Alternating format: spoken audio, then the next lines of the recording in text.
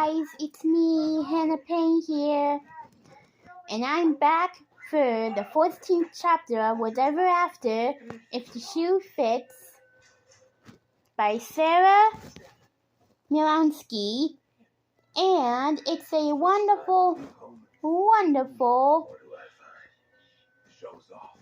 book based on the story of Cinderella,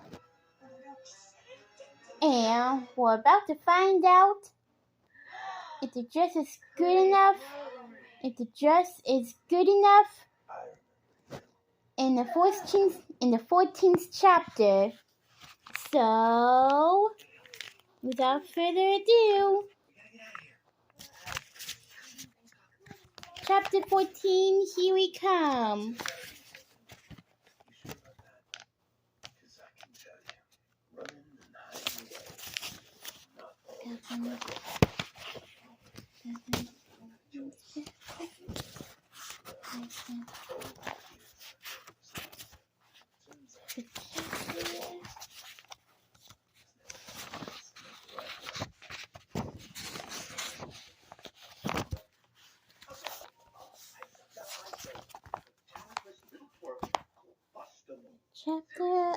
Here we go.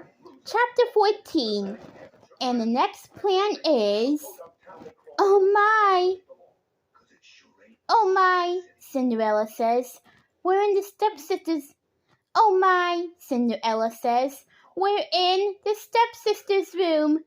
Examine the dress in one of the mirrors. She looks at herself from all angles. Oh my, I am not really good at a designer. I am really not a good designer. No, I say, you're really not. You can keep practicing, Jonah says. You don't get good at something overnight. That's true, I say. But it's already Sunday evening. It's almost dinner time. We only have a day and a half left to raise $100. Cinderella sighs. What? I ask. It just seems like an awful lot of work for something that's not going to be needed in the end. I mean, if she convinces Fairy to help me, I'm going to marry the prince and live in the palace. I won't need the apartment after all. You could keep the apartment for your office, Jonah says. She makes a sad face. My office? For what? Your job, I remind her. I want to get married one day, but I still want to be a judge. Even if you do marry the prince, you might discover you like being self-reliant. Even a princess should feel self-reliant. In the meantime, you still need a job. Are you sure you don't want to be a cleaning person? Or maybe just a clothes washer? I hate washing dishes. I hate washing clothes, Cinderella says. My hands are all chapped and it's boring. I want to make something. You're making something cleaner, I say. Cinderella shrugs. Is the chicken Caesar salad done? Yep, all set. Oh, good. Did you make anything for dessert? No, were we supposed to? But I can do it. We better hurry. They'll be home soon. And they'll eat at 7.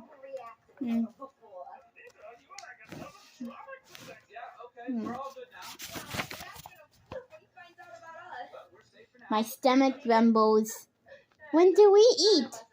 After they eat. Oh man, Jonah wails. I'm hungry. We help Cinderella back down the stairs and into the kitchen.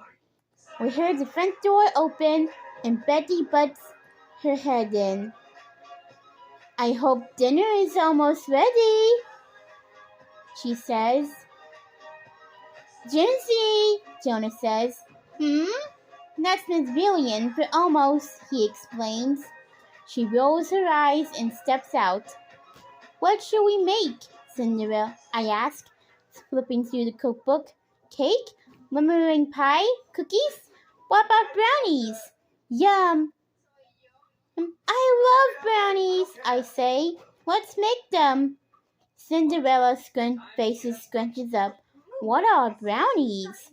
Both my brothers and my jaws fall open. What are brownies? I yell. Are you joking? She shakes her head. I never heard of them. You never tried a chocolate brownie? Jonah repeats, dumbfounded. I've never tried any kind of brownie, she says with a shrug. You really need to get out more, I say. I'm sure they're in the book. I flip through the pages. So many cupcakes, pineapple tarts, chocolate chip cookies, apple muffins, but no brownies? I can't find a single brownie recipe. This should be illegal. What is a brownie exactly? She asked. It's a small square of deliciousness, I say. So let's make some, Cinderella says. Do you know how? It's easy, Jonah says. You take the brownie mix off the shelf and give it to your mom and dad, and then mix it with some stuff. His face falls. Neither he just realized that Cinderella doesn't have any brownie mix, or he remembered that our parents don't have much time for brownie making right now. Oh, he says, I guess that won't work. You probably have to make it from scratch. So what's the recipe? I look at Jonah, Cinderella asks. I look at Jonah, and he looks at me. I don't know, I say. Our parents never made them from scratch. Okay, why don't you tell me what it tastes? Cinderella asked. Maybe I can figure it out. They're chocolatey. They're like a cross between a cookie and a cake, I say.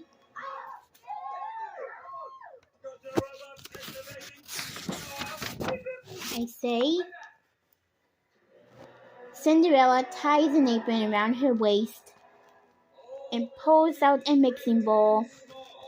I do a lot of baking, so we'll have some trial and error.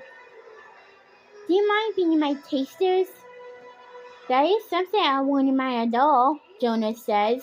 Bring on the brownies. I'm getting an idea here. You do a lot of baking? Yep, she says, turning on the oven. Lots.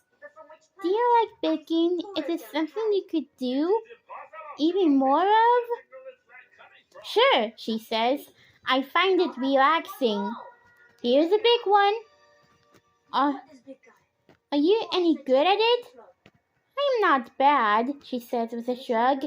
Are you a better baker than you are a sewer? And sewer? I ask. She laughs.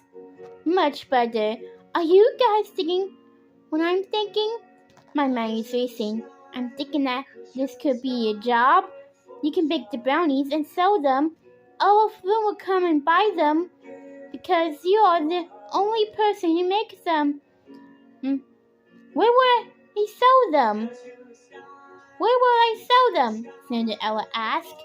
Your apartment, I say. It will be an apartment and bakery. It's on the ground floor. Perfect. You want me to start my own shop? Yes. Wouldn't that be cool? You can call it Cinderella's Brownies. Wait, no. Oh, that doesn't have alliteration. It's really too bad you're not making cookies. Cinderella's cookies has alliteration. Maybe not alliteration, but close enough. Bloom has already cookies.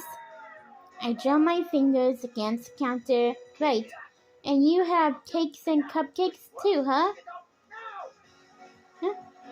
She nods. We do. Oh well. Brownies it is. I'll keep thinking about the name. But I need to sell these brownies before I have the money to get the apartment, Cinderella says. I guess we could sell them at the market. We could set up a booth. Perfect, I say. We'll go tomorrow. Hooray! Jonah cheers. Our problems aren't solved yet, Cinderella says, her forehead wriggling. I don't know how to make the brownies. All right. You will. All right, you will. I have complete faith in your baking skills. I hope I don't have to eat those words.